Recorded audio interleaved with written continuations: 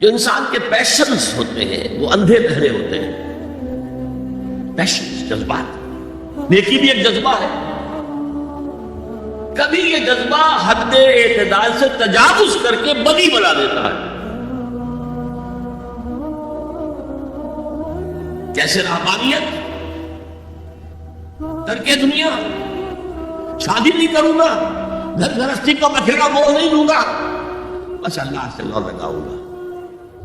ظاہر بات ہے جس نے بھی فیصلہ کیا نیکی کے جذبے کے تحت کیا نا، لیکن اس کا جو نتیجہ نکلا اکثر و بیشتر پھر حرام کاری ہوئی. آپ عیسائیت کی جو ہے ہسٹری آف کرسچن موناسٹسزم اس کا مطالعہ کیجئے. انہوں نے خود لکھا ہے کہ بظاہر راہب خانے ہیں، راہب اور راہبائیں رہتی ہیں، اور ان کے تہخانوں میں حرامی بچوں کے قبرستان ہو جاتے تھے. یہ نیکی کے جذبے نے بدی کو جنم دیا ہے. حضور کے ساتھ ایسا ہوا. 3 اشخاص آئے، انہوں نے حضور کے ازواج مطہرات سے معلوم کیا آپ رات کو کتنا وقت نماز میں لگاتے ہیں، آپ مہینے میں کتنے نفلی روزے رکھتے ہیں. اب جو کچھ انہیں بتایا گیا، حضور کی زندگی کھلی کتاب تھی، بتا دیا گیا اتنا عرصہ جو ہے آپ رات کو تہجد پڑھتے ہیں، بتا دیا گیا مہینے میں اتنے روزے رکھتے ہیں. انہوں نے اسے کم سمجھا، فتقالوها قلیل سمجھا کہ یہ تو زیادہ نہیں ہے، ہمارا تو خیال تھا کہ آپ ساری رات ہی کھڑے رہتے ہو.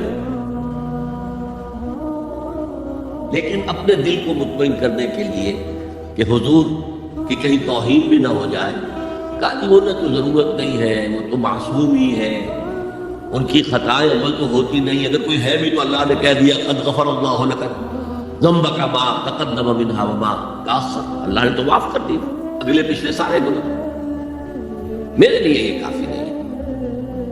ایک نے کہا میں پوری رات عبادت کروں گا، اپنی قبر بستر سے نہیں لگاؤں گا. دوسرے نے کہا کہ میں ہمیشہ ہر روز روزہ رکھوں گا، کبھی افطار نہیں کروں گا. تیسرے نے کہا میں کوئی شادی بیاہ نہیں کروں گا، ایک کھکیڑ میں نہیں پڑھوں گا. میں حضور کو خبر ہو گئی، آپ نے طلب فرمایا اور غصے کے انداز میں وہ الفاظ کہے کہ جو حضور سے بالکل متوقع نہیں. واللہ انی لاتقاکم واخشاکم، خدا کی قسم میں تم سب سے زیادہ متقی ہوں اور سب سے زیادہ اللہ سے ڈرنے والا ہوں. لیکن میرا طریق یہ ہے کہ میں رات کو سوتا بھی ہوں اور نماز بھی پڑھتا ہوں، میں روزہ رکھتا بھی ہوں، نافلہ بھی کرتا ہوں. میں نے شادیاں کی ہیں، متعدد ازواج میرے گھروں میں ہیں. فمن رغب عن سنتی فلیس منی، جو بھی میری سنت سے ہٹا وہ مجھ میں سے نہیں ہے، میرا امت ہی نہیں.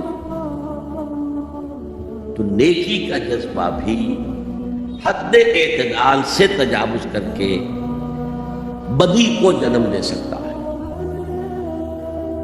ایک صحابی، نوجوان صحابہ میں سے عبداللہ بن عمرو بن العاص، عجیب یہ بات ہے کہ باپ جو ہے بہت بڑا سیاستدان، بہت بڑا جری سپہ سالار، بہت بڑا حکمران، حضرت عمرو بن العاص، بیٹا نہایت زاہد و عابد، مرتاس، زاہد مرتاس، ساری رات کھڑے ہیں، بستر سے کمر ہی نہیں لگائی، ہر روز روزے سے. یہ خبر دی گئی حضور کو تو آپ نے طلب فرمایا یا عبداللہ اولم اخبر انک تقوم اللیل وتصوم النہار، اے عبداللہ مجھے یہ خبر نہیں دی گئی ہے، یعنی یہ بات جو ہے صحیح ہے کہ نہیں کہ تم ساری رات عبادت کرتے ہو، ہر روز روزہ رکھتے ہو؟ کیا کہہ سکتے تھے؟ بلا یا رسول اللہ، حضور ایسا تو ہے. فرمایا لا تفعل، ہرگز ایسا مت کرو. فَإِنَّ لِزَوْجِكَ عَلَيْكَ حَقًّا وَإِنَّ لِزَوْرِكَ عَلَيْكَ حَقًّا بل إِنَّ لِنَفْسِكَ عَلَيْكَ حَقًّا، تمہارے نفس کے بھی تم پر حقوق ہیں، تمہارے بیوی کے بھی تم پر حقوق ہیں. ان کی زوجہ سے کسی نے پوچھا تھا تم ہمیشہ میلی کچیلی رہتی ہو، کبھی ہم نے تمہیں کسی اچھے لباس میں کسی کوئی جسے سنگھار کہہ دیتے کہ یہ میں نے دیکھا تو ان کا کہ مجھے کیا غرض ہے، تمہارے بھائی کو تو مجھ سے کوئی غرض ہے ہی نہیں، میں کس کے لیے بغاؤ سنگھار کروں، یہ بھی الفاظ آتا۔ فرمایا ہرگز مت کرو، میں تو کرتا ہوں، میں روزے بھی رکھتا ہوں لیکن نہیں بھی رکھتا، میں نماز پڑھتا ہوں سوتا بھی، میری بیویاں ہیں میں کام دیتا ہوں، تو میری سنت اگر تم نے چھوڑ دی تو تمہارا مجھ سے کوئی تعلق نہیں ہوگا۔ اس کا مطلب کیا ہوا؟ تو سبب نیکی کا ایک ماڈل بھی سامنے رہنا چاہیے جس میں توازن ہو، اعتدال ہو۔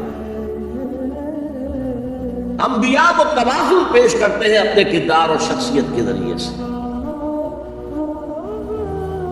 وہ جو فرمایا گیا لقد کان لکم فی رسول اللہ اسوۃ حسنہ، تمہارے لیے اللہ کے رسول کی شخصیت میں ایک اچھا نمونہ ہے، یہ نمونہ معتدل ہے، متوازن ہے۔ حضرت عائشہ فرماتی ہے حضور ہمارے مابین تشریف فرما ہوتے تھے، پیار اور محبت کی باتیں بھی ہوتی تھیں، حضور ہمارے ہاں کے جو ذرا زیادہ دیندار جنہیں زیادہ مسالہ لگ جاتا ہے وہ کرخت مزاج کے گھروں میں بھی معلوم ہوا داخل کیا ہوا قیامت آ گئی ہے، تو اس طرح کا نہیں تھا معاملہ، ایک بیویوں کی دل جوئی، ان سے محبت اور پیار کی باتیں۔ لیکن حضرت عائشہ فرماتی ہے کہ ہمارے درمیان بیٹھے ہوتے تھے اور پیار و محبت کی گفتگو ہو رہی ہوتی تھی، اذان کی آواز آتے ہی ایسے ہی اٹھ کر چل دیتے تھے جیسے ہمیں جانتے بھی نہیں کہ ہم کون ہیں۔ یہ توازن پیدا کرو، ترک دنیا نہیں، دنیا میں رہو اور پھر وہ کردار پیش کرو جو محمد نے پیش کیا صلی اللہ علیہ وسلم اور آپ کے صحابہ نے پیش کیا۔ دنیا میں رہتے ہوئے ترک دنیا اس معنی میں دنیا مقصود نہ بن جائے، مطلوب نہ بن جائے، لا مقصود الا اللہ، لا مطلوب الا اللہ، لا محبوب الا اللہ۔ تو یہ ہے اس نیکی کی بحث میں ایمان بالرسالت کا معاملہ۔ اب آگے چلتے ہیں۔ وَآتَى الْمَالَ عَلَىٰ حُبِّهِ، اور دیتا ہے وہ اپنا مال یا دیا اس نے اپنا مال اس مال کی محبت کے باوجود، علی الرغم۔ جن حضرات نے ترجمہ کیا ہے کہ اللہ کی محبت کی وجہ سے یا اللہ کی محبت میں وہ مال دیتے ہیں، یہ غلط ہے۔ جو بحث ہو چکی ہے، موٹیویشن تو ان کی درست ہو گئی، ایمان باللہ، ایمان بالآخرہ سے، اب آگے اس کے تکرار کی ضرورت نہیں ہے۔ اور عربی میں کسی کی محبت میں کوئی شے آئے تو فی یا لام آئے گا، علی آتا ہے مخالفت کے لیے، علی الرغم۔ مال محبوب ہے، کس کو نہیں ہے؟ زین للناس حب الشہوات من النساء والبنین والقناطیر المقنطرۃ من الذهب والفضة والخیل المسومۃ والانعام والحرث۔ انسان کی سرشت کو اللہ سے زیادہ جاننے والا کون ہے؟ وہ فرما رہا، سورہ آل عمران کی آیت ہے، مزین کر دی گئی ہے انسانوں کے لیے محبت بیویوں کی، بیٹوں کی، اور ڈھیروں مال کی، سونے کی اور چاندی کی، اور گھوڑے ہوں کہ جو پیڈگری والے ہوں اور جو بہت اعلیٰ نسل کے ہوں، خیل المسومہ، نشان زدہ گھوڑے، اور مال ہو، بھیڑے بکریوں کوئی گلے کے گلے ہوں، اور گائے اور بیل ہوں، اور یہ ساری چیزیں محبوب ہیں۔ اس محبت کے خلاف عمل کرتے ہوئے مال خرچ کرنا تبھی تو مجاہدہ ہے۔ تو جیسے اردو میں ہم علی الرغم کہتے ہیں، علی الرغم، باوجود اس کی محبت کے وہ خرچ کرتے ہیں۔ اب یہاں جو اصل نوٹ کرنے کا نقطہ ہے وہ کیا ہے؟ دیکھیے، اسلام کا جو نظام ہے دنیاوی، اس میں ایمان کے بعد پہلی شے نماز ہے۔ وہ جو کہا گیا ہے کہ قیامت کے دن سب سے پہلا محاسبہ نماز کا ہوگا، اور جب ہماری مسجدوں کے اندر لکھے ہوتے تھے فارسی کے اشعار، روز محشر کے جان گداز بود، اولی پرسش نماز بود، اسی طریقے سے نماز کا معاملہ جو ہے وہ پہلے کیوں نہیں آیا؟ نماز کا بعد میں آ رہا ہے آت المال علی حبہ ذوی القربى والیتامى والمساکین وابن السبیل والسائلین وفی الرقاب. کتنا دور لے گئے. واقام الصلاۃ وآتى الزکاۃ. یہ ہے ترتیب کے اعتبار سے جو میں نے عرض کیا تھا. یہاں عنوان کیا ہے؟ یہاں نیکی کی حقیقت عنوان ہے. اس کی روح ایمان ہے اور اس کا ظاہر اس میں سب سے پہلے انسانی ہمدردی، اور اس ہمدردی کی بنا پر وہ مال جو بہت محبوب ہے خرچ کرنا، درد دل کے واسطے پیدا کیا انسان کو، ورنہ طاعت کے لیے کچھ کم نہ تھے کرو گے. اگر یہ نہیں ہے تو کچھ نہیں. حضور نے فرمایا من یحرم الرفق فقد حرم الخیر کلہ. جو شخص دل کی نرمی سے محروم ہو گیا وہ کل کے کل خیر سے محروم ہو گیا. کسی کو دکھ میں دیکھو اور اس پوزیشن میں ہو کہ تم اس کا کوئی مداوع کر سکو اور نہ کرو، پھر تم چاہے مفسر ہو، محدث ہو، نیک نہیں. تم عابد ہو سکتے ہو، زاہد ہو سکتے ہو، تم مفسر ہو سکتے ہو، محدث، نیک نہیں ہو سکتے. من یحرم الرفق، رفق کہتے ہیں نرمی. رفیق ہمارا ساتھی، دم ساز. ظاہر بات ہے آپ کو دکھ ہوگا، آپ کے رفیق جو ہے اس کے اپنے دل میں محسوس کرے گا آپ کے درد. ہمدرد کسے کہتے ہیں؟ ہمدرد جن کا درد مشترک ہے. ہم عصر ایک زمانے کے لوگ، ہم جماعت ایک جماعت میں پڑھنے والے، ہم درد. خنجر چلے کسی پہ تڑپتے ہیں ہم امیر، سارے جہاں کا درد ہماری جگر میں ہے. اگر یہ رشق نہیں ہے، اگر یہ ہمدردی نہیں ہے، اگر کسی کو دکھ میں دیکھ کر آپ تڑپ نہیں اٹھتے، اگر اس کی مدد کرنے پر قادر ہو اور نہیں کرتے تو کل خیر سے محروم. پڑھے جاؤ نمازیں اور تہجدیں، کچھ حاصل نہیں. اس پر جو آخری آیت قرآن کی ہے، لن تنالوا البر حتى تنفقوا مما تحبون، اس سے زیادہ کیٹیگوریکل سٹیٹمنٹ اور کیا چاہیے. لن کے ساتھ جو نفی ہوتی ہے فعل مضارع میں، انتہائی موقع، ہرگز نہیں پہنچ سکتے نیکی کے مقام کو جب تک کہ خرچ نہ کرو ان میں سے جو چیزیں تمہیں پسند ہیں. قمیض پھٹ گئی ہے، موسیقہ دے دو کسی کو، یہ نہیں ہے خیرات و صدقہ، بلکہ جو تمہیں محبوب ہو. لن تنالوا البر، بر کے مقام تک نہیں پہنچ سکتے. پھر میں کہہ رہا ہوں عابد ہو سکتے ہو، زاہد ہو سکتے ہو، علم کا معاملہ ہے، محدث ہو سکتے ہو، مفسر ہو سکتے ہو، فقیہ ہو سکتے ہو، مفتی ہو سکتے ہو، سب کچھ ہو سکتے ہو. قرآن مجید کی روح سے نیک نہیں کہلا سکتے. فآتى المال على حبه. اب اس میں جو ترتیب میں نے کہا تھا، الاقرب فالاقرب، الاقرب فالاقرب، سب سے پہلے ذوی القربیٰ. اور اس میں اکثر و بیشتر ہم سے کوتاہی ہوتی ہے. دور دراز کے لوگوں کے ساتھ نیکی ہو رہی ہے، سگے بھائی کی بیوہ اور یتیم بچے جو ہیں وہ محروم ہیں، انہوں نے اس وقت یہ کر دیا تھا، یہ کر دیا تھا. ظاہر بات ہے کہ رشتہ داروں سے جو شکایتیں ہوتی ہیں یہ تو ہمیشہ ہمارے مخالف رہے تھے، ان کی ہم کیسے مدد کریں؟ اگر تو اللہ کے لیے دینا ہے تو پہلا حق ان کا. من عطا للہ وابغض للہ وعطا للہ ومنع للہ، اللہ کے لیے دیا ہے اگر تو اپنے اس نفس کے جو انتقام کا جذبہ ہے اس کو کچلو، اور جس کا سب سے پہلا حق ہے اس کو پہنچاؤ. حق بحقدار رسید ذوی القربیٰ والیتامى، جو بے سہارا رہ گئے، باپ کا سایہ نہ رہا. والمساکین، مساکین کسے کہتے ہیں؟ مسکنت کہتے ہیں کم ہمت کی. آپ کو معلوم ہے آج کل ایک مرض کہلاتا ہے نیورستھینیا. آدمی دیکھنے میں ہٹا کٹا ہے، صحت مند ہے، لیکن اندر سے اس کی کوئی ہمت ایسے جواب دے گئی ہے کچھ کر ہی نہیں سکتا. وہ ہے مسکین. اسی لیے جو فرمایا گیا یہودیوں کے لیے ضربت علیہم الذلۃ والمسکنہ، ذلت کے معنی بھی کمزوری اور مسکنہ کم ہمت، ہمت ختم ہو.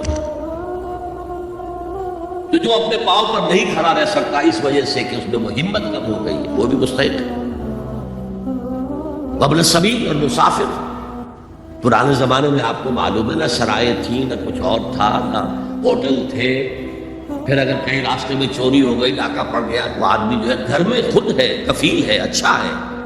اس وقت کی حالت ایسی ہو گئی. ہمارے ہاں بیگرز نے اسی کو ایک بہت بڑا بہانہ بنایا ہوا جی میں آیا تھا وہاں سے اور یہاں سے اور میری جیب کٹ گئی سب کچھ چلا گیا اب مجھے واپس جانے کے لیے کرایہ چاہیے. اکثر وہ بیشتر جھوٹے کیسز ہوتے ہیں. اگر آپ کسی کو پکڑ لیں اور ساتھ لے کر کہیں تحقیق کراؤ تو وہ بھاگ جائے گا پھر بھی آئے گا اس وقت سے. لیکن یہ کہ وابن السبیل یہ بھی ایک کھاتا ہے. وسائلین یہ ذرا تفصیل طلب معاملہ ہے. اسلام کی تعلیم بڑی متوازن ہے. ایک طرف سوال کی مذمت ہے مت اپنا دستے سوال دراز کرو کسی کے سامنے. جو شخص ہاتھ پھیلاتا ہے مانگنے کے لیے وہ اپنی عزت نفس کو ہتھیلی پر رکھ کر آپ کے سامنے پیش کرتا ہے اور آپ ٹھوکر مار دیتے ہیں اس کی عزت نفس کو. مانگو اللہ سے. اللہ کسی کے دل میں ڈالے تمہاری ضرورت پوری کر سکتا ہے بغیر اس کے کہ تم کسی کے سامنے دست سوال دراز کرو. تو سخت مذمت ہے. اور خاص طور پر بیگری جو ایک انسٹیٹیوشن بن گیا ہے ایک پیشہ بن گیا ہے وہ تو اسلام کے تعلیمات کے منافی ہے. اور جس طرح کی ہم خیرات بانٹتے ہیں 5 روپے کا نوٹ دے رہے ہیں مانگنے والوں کو مسجدوں کے باہر سمجھ رہے ہیں ہم نے حاتم طائی کی خبر کو لات مار دی حالانکہ حقیقت میں آپ انسٹیٹیوشن آف بیگری کو سپورٹ کر رہے ہیں. کسی ایک کو لے لو آؤ چلو مجھے اپنا گھر دکھاؤ مجھے بتاؤ تم واقعی اس قابل ہو یا نہیں اور پھر اس کی مدد کریں لمسم کریں. پھر وہ 5 روپے نہیں ایسی دیں کہ وہ کچھ اپنے پاؤں پر کھڑا ہو سکے.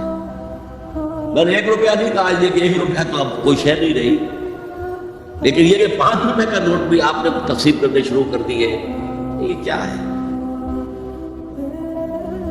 وسائلین وفی الرقاب. لیکن دوسری طرف سائل کو جھڑکنا نہیں ہے.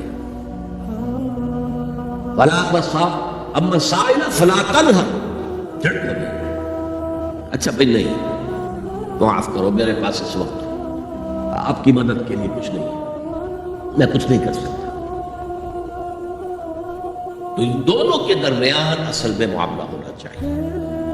بلکہ یہاں تک بھی فرمایا سائل کو ضرور دو چاہے وہ گھوڑے پر سوار ہو کر تمہارے دروازے پہ آیا. کیا پتا اس کی واقعی الجھن کیا ہے. تو سوال کی مذمت اور سائل کو جھڑکنے کی ممانع ہے.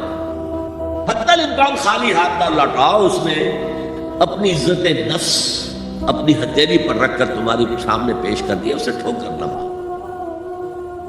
لیکن جیسا کہ میں نے عرض کیا یہ انسٹیٹیوشن آف بیگری جو ہے یہ ایک علیحدہ شے ہے بالکل اس کا اس سے کوئی تعلق نہ سمجھے. وفی الرقاب رقاب جمع ہے رقبہ گردن. فک رقبۃ او اطعام فی یوم ذی مسغبۃ یتیما ذا مقربۃ او مسکینا ذا متربہ. فک رقبۃ کسی کی گردن چھڑا دینا. اس وقت سب سے بڑی اپلیکیشن اس کی تھی غلاموں کو کنیزوں کو اپنے پیسے سے خرید کر آزاد کر دیا. بہت بڑی نیکی بہت بڑی نیکی. اور حضرت ابوبکر رضی اللہ تعالیٰ عنہ کے دفتر فضائل میں سب سے اونچا کام یہ ہے کہ جن غلاموں کو جن کنیزوں کو ستایا جا رہا تھا their owners, their masters, ان کے آقا کو حق حاصل تھا جو چاہے کریں ان کے ساتھ. قتل کرنے کوئی پوچھنے والا نہیں ہے. میں پہلے بھی عرض کر چکا ہوں میری ملکیت ہے جیسے میری بکری میری ملکیت ہے میں نے اس کو ذبح کیا گوشت کھا لیا تم کون ہوتے ہو پوچھنے والے. میرا غلام تھا میں نے قتل کر دیا تم کون ہو پوچھنے والے. ان کو حضرت ابوبکر نے خرید کر آزاد کیا اور منہ مانگے دام دیے. حضرت بلال کے لیے امیہ ابن خلف نے اتنی بڑی رقم مانگی حضرت ابوبکر نے کہا ٹھیک لو.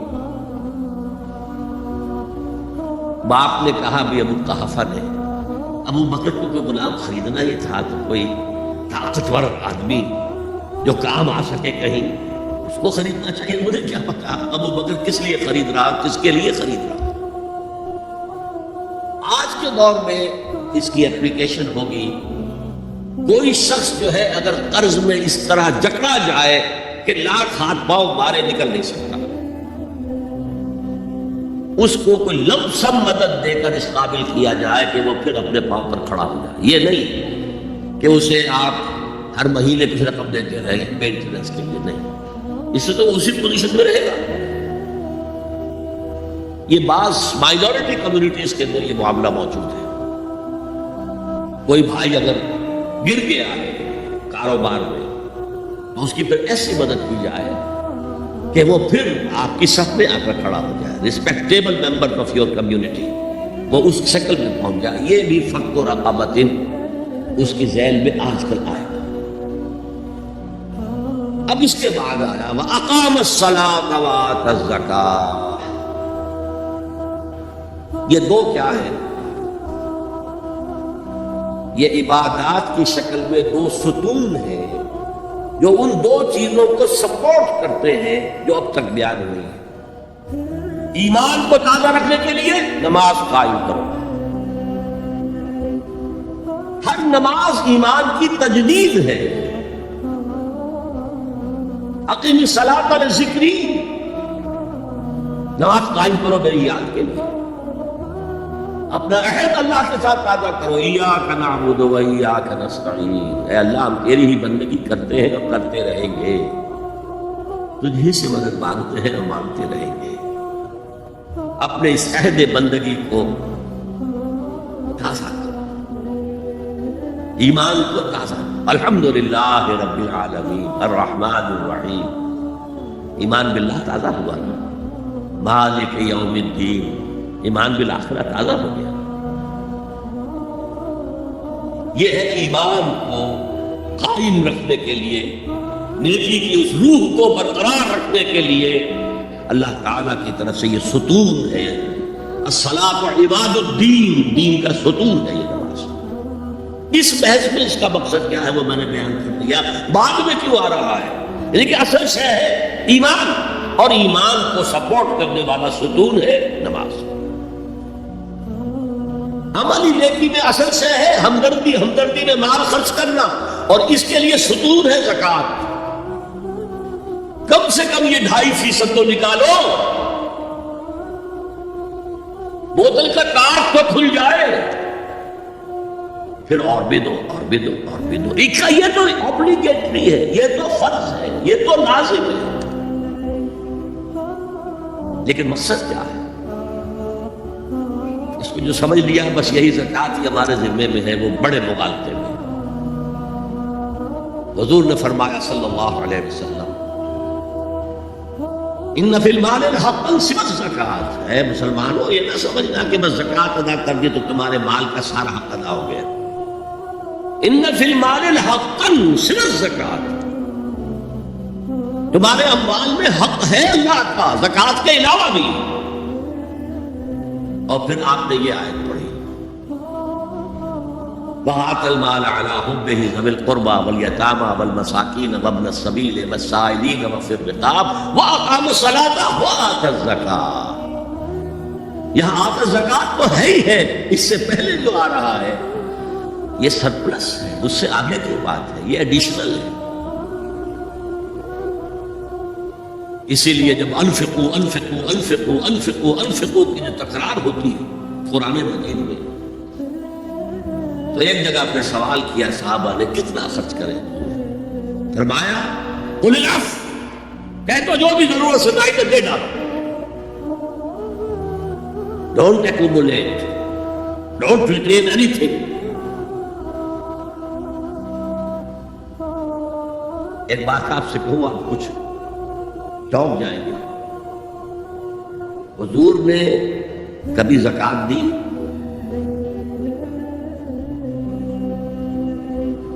کبھی نصاب کے بقدر پیسہ آپ کے پاس جمع ہوا کہ آپ پر زکوٰۃ واجب ہوتی؟ ایسی عجیب بات ہے. ارکان دین میں سے ایک رکن سرے سے واجب. کبھی آپ نے مال رکھا ہے؟ حضور کا اسوہ ہم جانتے ہیں، مسواک کر لی ہے، پائچے جو ہے ٹخنے سے اوپر کر لیے ہیں، یہ اسوہ ہے. ہاں ہے، یہ بھی ہے، ٹھیک ہے، سنت ہے. اسوہ تو یہ ہے. اور صرف آپ کا نہیں، جنہیں ہم کہتے ہیں فقراء صحابہ، ابو ہریرہ، ابو ذر، سلمان فارسی، علی رضی اللہ تعالی عنہ اجمعین، یہ فقراء صحابہ میں سے تھے. کبھی کچھ نہیں رکھا آپ کے پاس. میں نے بتایا تھا آپ کو شاید کہ حضرت علی کی جب شادی ہو رہی تھی حضرت فاطمہ سے کوئی مکان تھا ہی نہیں، کہاں لے کے جائے. ایک انصاری نے ایک ہجرہ دیا ہے اپنے مکان کا، اس میں حضرت فاطمہ بنا ہوتا تھی. He didn't have any home. ابو ذر وہ تو دوسری انتہا کو چلے گئے تھے. قانون یہی ہے، حلال سے کماؤ، اگر ایک حد سے آگے بڑھ جائے تو زکات دے دو، باقی تمہارے اختیار میں ہے، دینا چاہو دو، نہ دینا چاہو رکھو اپنے پاس. قانون اس سے زیادہ آپ کو پابند نہیں کرے گا. کبھی بھی آپ نے جبر نہیں کیا، ایمرجنسی میں بھی جبر نہیں کیا. ایک واقعہ آتا ہے کہ حضور کو کئی وقت کا فاقہ تھا. تھوڑی دیر کے بعد حضرت ابوبکر آئے، آپ نے چہرے سے پہچان لیا کہ فاقے سے. پھر حضرت عمر آئے، پہچان لیا کہ فاقے سے. شاید حضور خود اپنے لیے نہ اٹھتے نہ جاتے، اپنے دونوں ساتھیوں کو لے کر ایک انصاری کے باغ میں پہنچ گئے. انصاری کی عید ہو گئی، فوراً لا کر اس نے کچھ کھجوریں کچھ انگوروں کے گوشے رکھے. اس کے بعد وہ دوڑا چھری لے کر کسی جانور کو ذبح کرنے کے لیے.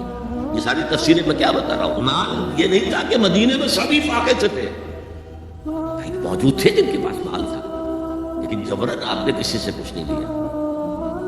جب وہ چھری لے کر چلا، فرمایا کہ دیکھنا کسی دودھ والے جانور کو نہ ذبح کرنا. بہرحال کچھ دیر کے بعد وہ گوشت پکا کر لایا، روٹیاں رکھی. اس کے بعد حضور نے ایک روٹی پر چند روٹیاں رکھ کر کہا یہ عائشہ کو دے آؤ، اسے بھی کئی وقت کا فاقہ ہے. اور پھر حضرت عمر کی طرف رک کر کے کہا عمر یہ ہے وہ نعمتیں جس کا حساب دینا پڑے گا اللہ کے. وَأَمَّا بِنِعْمَةِ رَبِّكَ فَحَدِّثْ، اور یہ جو فرمایا گیا ہے أَلْهَاكُمُ التَّكَاثُرُ میں نعمتوں کا حساب لیا جائے. وَلَا تُسْأَلُنَّ يَوْمَئِذٍ عَنِ النَّعِيمِ، فرمایا یہ نعمتیں ہیں. یہ ہے اصل میں انفاق کا معاملہ. آپ کے اس پر چھوڑ دیا گیا ہے. جتنا بھی آپ میں جذبہ ہے، جتنا بھی آخرت کا یقین ہے، اتنا ہی آپ پسند کریں گے کہ آخرت کے بینک میں جمع کرائیں، یہاں کے بینکوں میں کیوں جمع کریں. یہاں کتنا دے دیں گے آپ کو؟ 10%، 20%. وہاں 700% ملتا ہے. 700% نہیں، 7,000، 700 گنا. Why to keep it in these banks؟ حضرت مسیح کا جو پہاڑی کا باز بہت مشہور ہے، صدر آف دا ماؤنٹ، بڑے پیارے الفاظ ہیں. میں آپ سے اپنا تاثر عرض کیے بغیر نہیں رہ سکتا. جہاں تک مواعظ کا تعلق ہے، جو حضرت مسیح کے مواعظ آئے ہیں ان سے اونچے واعظ کوئی ممکن نہیں. اسی میں یہ جملہ بھی ہے، دیکھو اپنا مال زمین پر جمع نہ کرو، جہاں چوری بھی ہوتی ہے ڈاکہ بھی پڑتا ہے، کیڑا بھی خراب کرتا ہے. آسمان پر جمع کرو جہاں نہ چوری کا اندیشہ، نہ ڈاکے کا خوف، نہ کیڑا خراب کر سکے.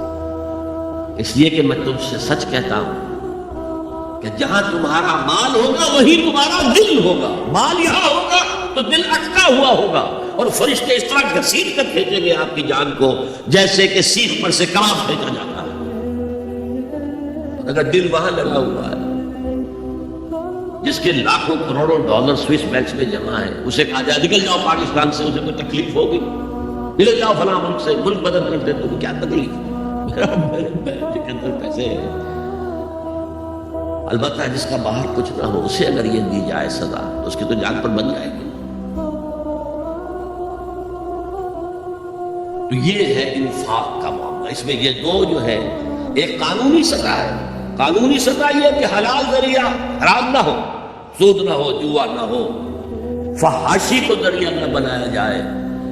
منشیات کو ذریعہ نہ بنایا جائے کمائی کا، اور جو بھی آپ کے پاس ہے آپ نصاب کی سطح کے اوپر آ گئے تو 2.5% زکوٰۃ دے دو۔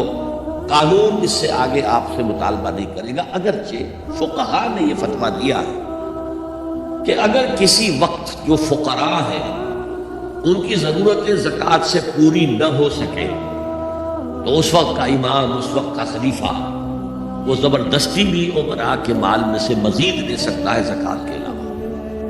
لیکن کمال یہ ہے محمد رسول اللہ صلی اللہ علیہ وسلم کا کہ نہایت جان رسل تحریک جو تھی، انقلابی تحریک، اس میں بھی کبھی آپ نے جبر سے کام نہیں کیا۔ یہ آپ کے چوائس پر ہے، البتہ ایک معیار مقرر کر دیا جیسے حضرت ابو بکر غزوہ تبوک کے موقع پر سب کچھ لے آئے تھے گھر میں جھاڑو پھینک کر۔ عام حالات میں یہ نہیں، ایک شخص آئے صحابی انصاری، میں اپنا سب کچھ اللہ کے راہ میں دینا چاہتا ہوں، فرمایا نہیں، تم چاہتے ہو کہ اپنے ورثاء کو غریب اور فقیر بنا کر جاؤ؟ اچھا میں آدھا دے دوں، آدھا بھی بہت ہے۔ فرمایا تہائی دے جاؤ، فرمایا ہاں تہائی کافی ہے، بس ثلث و کثیر، اور ثلث بھی بہت ہے۔ اور یہی قانون ہے وراثت کا، آپ ثلث سے زیادہ، 1/3 سے زیادہ کی وصیت نہیں کر سکتے۔ 2/3 مال جو ہے کم سے کم وہ صرف قانون وراثت کے مطابق تقسیم ہو، اور کسی وارث کے لیے وصیت نہیں کر سکتے۔ ایک بیٹے کو اس کا حصہ بھی مل جائے اور پھر مزید جو ہے وصیت نہیں، وارث کے لیے لا وصیت لوارث۔ تو یہ ہے زکوٰۃ در حقیقت اس جذبہ انفاق کو سپورٹ دینے والی شے، کم سے کم یہ تو دو۔ بوتل کا کارک کھل جائے گا تو مزید بھی نکل آئے گا اس میں سے۔ وَآتَ الْمَالَ عَلَىٰ حُبِّهِ ذَوِي الْقُرْبَىٰ وَالْيَتَامَىٰ وَالْمَسَاكِينَ وَابْنَ السَّبِيلِ وَالسَّائِلِينَ وَفِي الرِّقَابِ وَأَقَامَ الصَّلَاةَ وَآتَى الزَّكَاةَ وَالْمُوفُونَ بِعَهْدِهِمْ إِذَا عَاهَدُوا، اور وفا کرنے والے، پورا کرنے والے اپنے عہد کے جبکہ وہ آپس میں معاہدہ کر لیں۔ میں اشارہ کر چکا ہوں، یہ جملہ معاملات انسانی پر حاوی ہے۔ ایک مزدور کو آپ نے یومیہ محنت اور مزدوری پر انگیج کیا ہے، اور وہ مزدور جب دیکھے کہ کوئی اسے دیکھ نہیں رہا تو بیٹھا رہے، کام نہ کرے، اسی وقت کام کرے جب دیکھا جائے کوئی سپروائزر دیکھ رہا ہے تو وہ اپنے عہد کی نفی کر رہا ہے۔ ایک ملازم ہے، وہ دفتر میں بیٹھا ہوا ہے، مکھیاں مار رہا، یہ چائے پر چائے پیے چلے جا رہا، جو کام تھا وہ نہیں کر رہا ہے، تو وہ اپنے معاہدے کے خلاف کر رہا ہے۔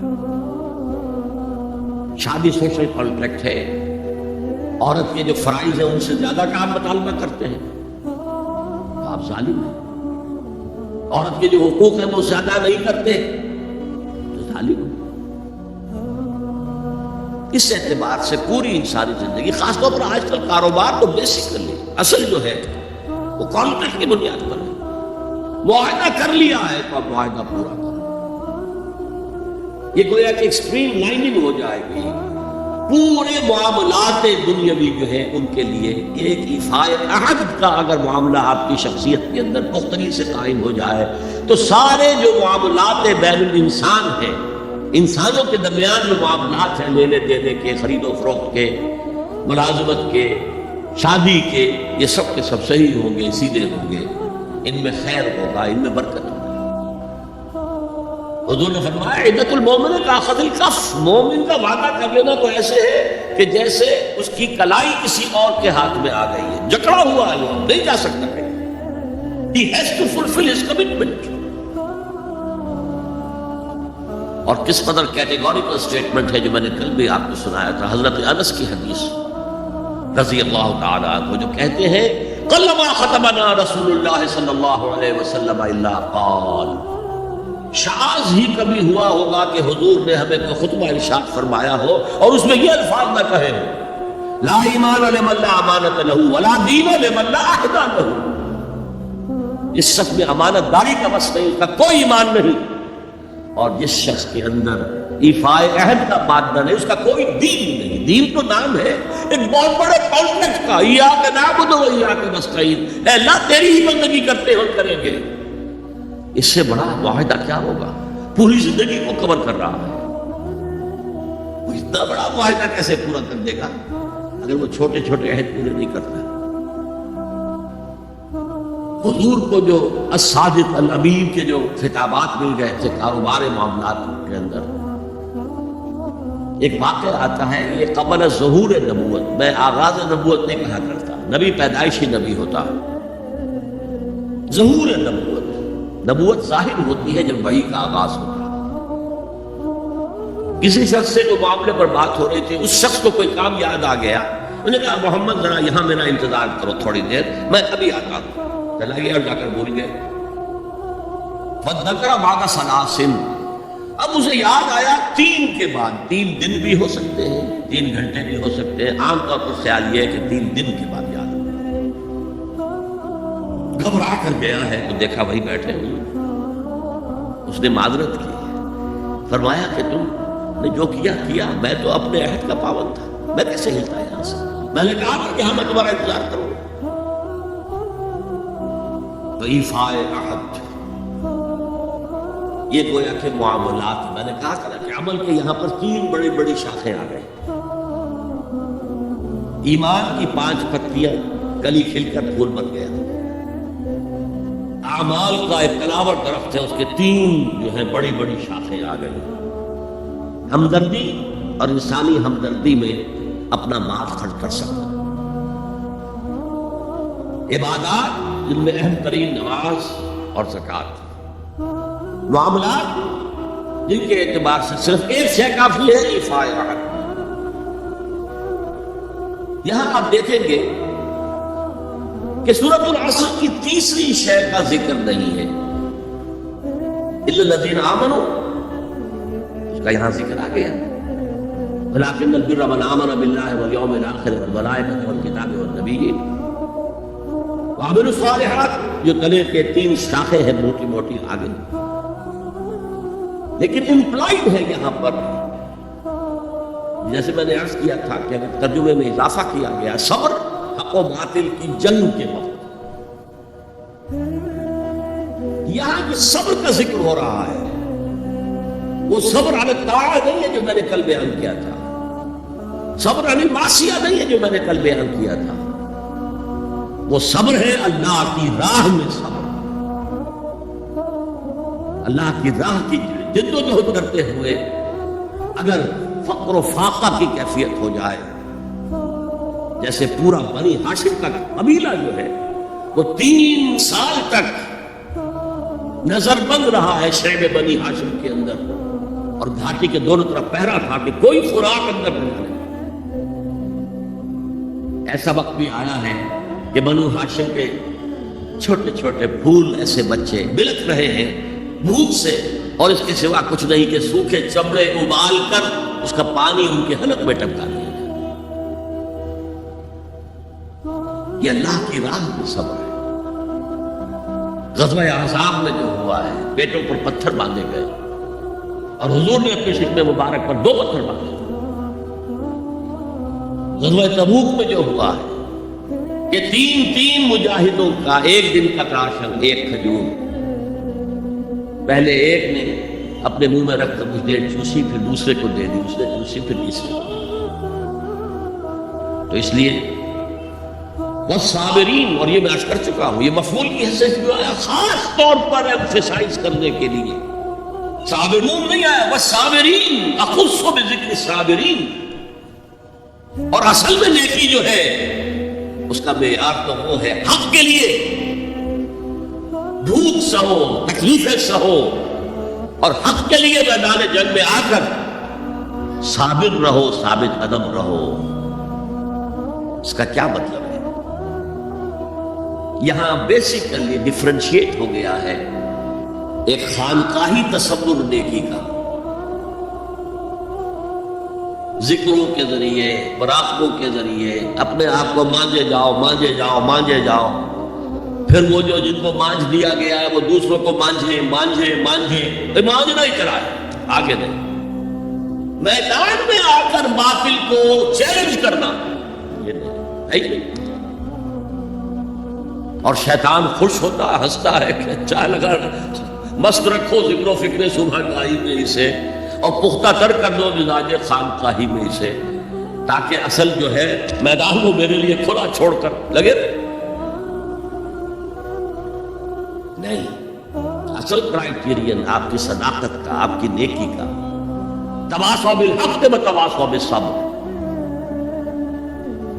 یہ صبر کسی اور کام کے لیے نہیں ہے، یہ کوئی وطن پرستی کی جنگ کا ذکر نہیں ہے، یہ کوئی قوم پرستانہ جنگ کا ذکر نہیں ہے، یہ کوئی اپنی جیسے بادشاہ کرتے تھے اپنی دولت بڑھانے کے لیے، اپنی مملکت کو توسیع دینے کے لیے صبر نہیں ہے، بلکہ یہ راہ حق میں والصابرین فی الباساء والضراء وحین الباس، خصوصاً وہ جو صبر کرنے والے ہیں فقر و فاقہ میں، بھوک میں اور تکلیف میں، زخم آ گیا ہے تیسرے رفعے برداشت کر رہے ہیں، آدمی کانپ جاتا ہے۔ معاذ اور معوذ کے دو نوجوان تھے جن کو حضور نے تو کہا تھا تم ابھی کم عمر کے ہو، تم جاؤ واپس چلے جاؤ، لیکن ان میں سے جو بڑا تھا اس نے کچھ کہا حضور سے تو حضور نے مان لیا، چلو ٹھیک ہے تم آ جاؤ۔ چھوٹے نے کہا حضور میں اسے پچھاڑ سکتا ہوں، آپ نے کشتی کرائی، اس نے پچھاڑ دیا کہ اچھا بھائی آ جاؤ تم بھی آ جاؤ۔ انہی میں سے ایک کا میں بھول رہا ہوں ان کا نام، ان کے ایک شانے کے اوپر تلوار کا وار پڑا، پورا شانہ کٹ گیا، کوئی ایک تسمہ کوئی ایک ٹینڈن لگا رہ گیا کسی۔ اب وہ ہاتھ جو ہے وہ لٹک رہا ہے، وہ دوسری ہاتھ سے تلوار چلا رہے ہیں لیکن یہ رکاوٹ ڈال رہا ہے۔ انہوں نے اپنے ہاتھ کو اپنے پاؤں کے نیچے رکھا، زور سے جھٹکا دیا اور اس بازو کو علیحدہ کر کے پھینک دیا۔ اور میں سچ کہتا ہوں انہیں کوئی درد محسوس نہیں ہوا ہوگا، وہ جذبہ جو ہوتا ہے وہ انسان سے سب کچھ کرا دیتا ہے جس کا آپ تصور نہیں کر سکتے۔ والصابرین فی الباساء والضراء وحین الباس، اور جنگ کے وقت حق و باطل کی جنگ، وہ جنگ جو ہے زرپرستی کی نہ ہو، ملک گیری کا نہ ہو، وہ حق کے کلمے کو بلند کرنے کے لیے، انسانوں کو ملوکیت کے شکنجے سے نجات دلانے کے لیے، انسانوں کو کیپٹلزم کے جنگل سے اور اس کے چنگل سے نجات دلانے کے لیے، وہ جنگ جو حق کے لیے، اس میں ثابت قدم رہنا، یہ صبر کی سب سے اونچی منزل ہے۔ اور یہ نمایاں ترین فرق ہے اسلام کے تصور نیکی میں اور جو آپ دنیا میں دوسرے، چاہے وہ بدھ مت کا تصور ہو اور چاہے وہ کسی اور کا تصور ہو اور چاہے وہ صوفیانہ تصور ہمارے ہاں کا ہو، چاہے وہ کرسچین موناسٹسزم کا تصور، ان سب سے جو فرق ہے وہ یہ ہے کہ جہاد فی سبیل اللہ چوٹی پر ہے، دیٹ از دی پیک۔ حضور نے اسے کہا ضرورت السنام منہ الجہاد فی سبیل اللہ، ہمارے دین کی حقیقت جو ہے اس میں اس کی چوٹی جو ہے وہ اللہ کی راہ میں جہاد ہے۔ لیکن میں کسی موقع پر جہاد کے بارے میں جو مغالطے خود ہم نے پیدا کیے، جس کی بنا پر اغیار نے پھر جو ہے اس کے خلاف مہم چلائی ہے، میں کوشش کروں گا کہ اس سیریز کے اندر میں اس مضمون کو لے آؤں۔ ہم دوسروں کا شکوہ کیا کریں، غلطی ہماری اپنی ہے، ہم نے جہاد کو بدنام کیا دنیا کے اندر، اس لیے کہ جہاد کا صحیح تصور ہمارے سامنے ہے ہی نہیں۔ بہرحال یہ حضور کے زمانے میں جنگیں ہوئی ہیں، دین حق کو غالب کرنے کے لیے آخری مرحلہ آیا ہے قتال کا، جنگوں کا۔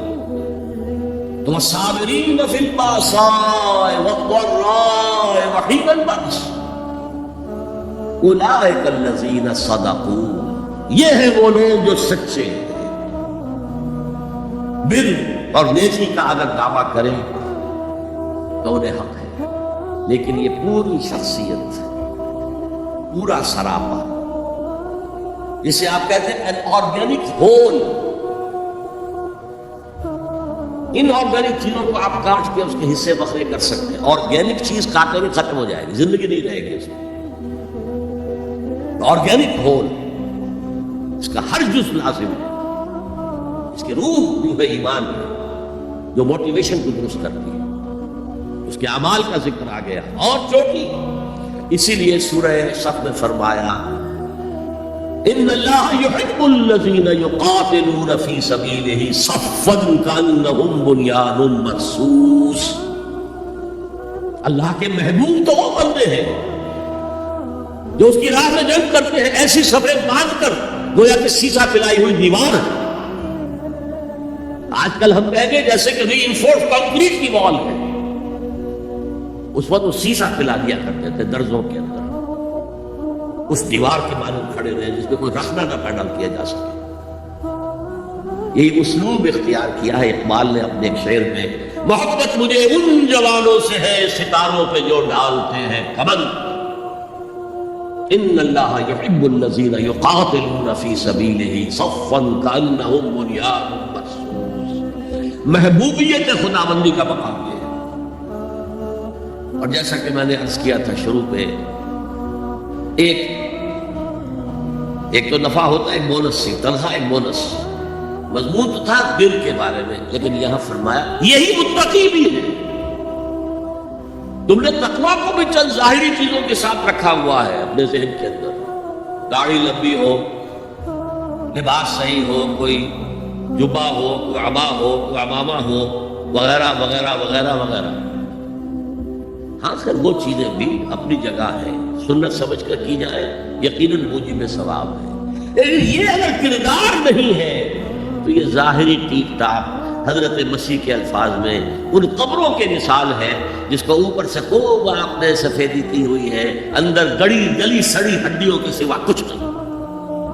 اگر یہ نہیں تو بابا پھر سب کہانیاں ہیں. پھر تقویٰ اور نیکی جو ہے اس کا نام لینا بھی درست نہیں ہے. یہ ہے نیکی کا قرآنی تصور. اور ایک آیت ہے, کاش کہ میں میرے قلم پر بھی جس طرح اللہ نے میری زبان کا اپنا کھولا ہوا ہے, لیکن میرا قلم زیادہ نہیں چل پایا ہے. میں نے لکھی بہت کم چیزیں ہیں, لکھی ہے کچھ لیکن کم. میرا میڈیم جو رہا ہے وہ اسپوکن ورڈ, اور ایک اعتبار سے میں اس پر خوش بھی ہوں, اس لیے کہ حضور صلی اللہ علیہ وسلم کا میڈیم صرف اسپوکن ورڈ تھا. آپ لکھنا پڑھنا تو جانتے ہی نہیں تھے. لیکن باقی میں اس کے لیے جسٹیفائی نہیں کر رہا, بس میری کمزوری ہے. اگر وہ قلم کھلا ہوتا تو میں اس پر ایک پوری کتاب لکھتا, اخلاقیات قرآنی کے موضوع پر. یہ ہے سٹینڈرڈ, یہ ہے شخصیت, یہ ہے سراپا, یہ ہے وہ کردار جو عدلو قرآن نیک ہے. اللہ تعالی ہم سب کو اس معیار پر پورا اترنے کی توفیق عطا فرمائے. اقول قولی ھذا واستغفر اللہ لی ولکم ولسائر المسلمین والمسلمات. الحمدللہ ڈاکٹر صاحب, آپ کی تقریر نے نیکی کا یقیناً واضح تصور ہمارے ذہن میں قرآن کے پس منظر میں قائم کر دیا ہے. اب میں براہ راست سوالوں کی طرف آ رہا ہوں. عبدالغنی صاحب پوچھتے ہیں, what about the good deeds and sacrifices of people like Mother Teresa and others like her? Would they amount to anything or save them on the day of Akhirah, assuming that their intention was service of God? No, the question is, why didn't she accept Muhammad sallallahu alaihi wasallam as the messenger of God? کوئی عصبیت تھی نا, کوئی اندر جو ہے تعصب تھا کہ نہیں.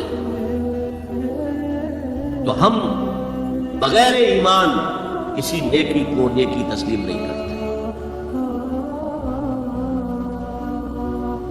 دوسرا سوال عظما میمن کا ہے. وہ پوچھتی ہے, what about the scientists like Newton and Einstein who have done so many discoveries and inventions? Will their work and contribution which is benefiting all mankind, will be considered as neki? میرا خیال ہے کہ میں جواب دے چکا ہوں پہلے ہی سوال کے ضمن میں، لیکن یہاں میں ضرورت محسوس کر رہا ہوں کہ جو بات میرے بیان میں رہ گئی ہے وہ میں واضح کر دوں۔ دیکھیے، ایک شخص اللہ پر، آخرت پر، رسالت پر یقین نہیں رکھتا، وہ نیکی کیوں کر رہا ہے؟ آخر کوئی نہ کوئی مقصد تو اس کے پیش نظر ہے۔ کوئی شہرت چاہتا ہے، کوئی دنیاوی فائدہ پیش نظر ہے، کوئی اسے اقتدار کی سیڑھی بنانا چاہتا ہے، کوئی نہ کوئی مقصد تو ہے۔ ہاں، ہم یہ نہیں کہتے جو اپنے وقت میں جو امت موسیٰ علیہ السلام تھے ان کے لیے اللہ پر ایمان، آخرت پر ایمان اور موسیٰ پر ایمان کافی تھا، اس کے ساتھ نیکی ان کی قبول تھی۔ کہ حضرت عیسیٰ کے زمانے میں جو عیسیٰ پر ایمان رکھنا تھا اور جو یہودی حضرت عیسیٰ پر ایمان نہیں لایا وہ تو بدبخت، اس کو سخت سزا کا مستحق۔ ایمانیات ثلاثہ جو ہمارے ہیں، اصولی طور پر سب سے اہم ایمان باللہ ہے، عملی اعتبار سے سب سے اہم ایمان بالآخرہ ہے، قانونی اعتبار سے سب سے اہم ایمان جو ہے ایمان بالرسالت۔ اگر ایک شخص اللہ کو مانتا ہے، آخرت کو مانتا ہے، رسول کو نہیں مانتا ہے، اسے کافر